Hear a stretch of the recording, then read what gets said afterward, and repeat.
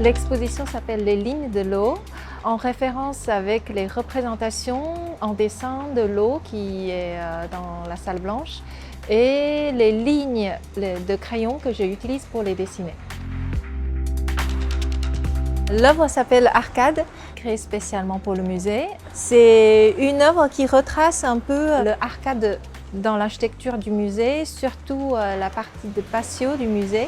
Faire un jeu entre le grand qui est à l'intérieur et le petit qui est à l'extérieur, entre la transparence et l'opacité de vrai espace et entre le perspective forcée et aussi la relation avec de l'eau qui est en bas dans l'espace de la salle blanche. Dans la salle blanche, il y a deux fontaines, je les appelle les fontaines flottantes, en relation avec l'histoire du musée. Je suis allée chercher dans l'archive, trouver un plan de Josso qui décrit le patio du musée comme un cours intérieur ouvert et avec une fontaine au milieu. Et c'est à partir de cette idée-là, j'ai créé ces deux fontaines. Je suis allée chercher l'eau qui est pas loin, justement l'Erdre et Loire, pour la représentation des lignes de l'eau. Je travaille toujours d'après les photographies. Je regarde les relations, comment ils pourraient traverser entre l'une et l'autre.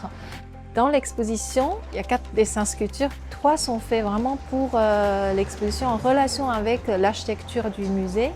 Un qui reprenait le perspective de grand escalier répété en 2 modules. Il y a le jeu de répétition, en même temps c'est jamais pareil et il y a des tâches de représentation de l'eau qui sont différentes.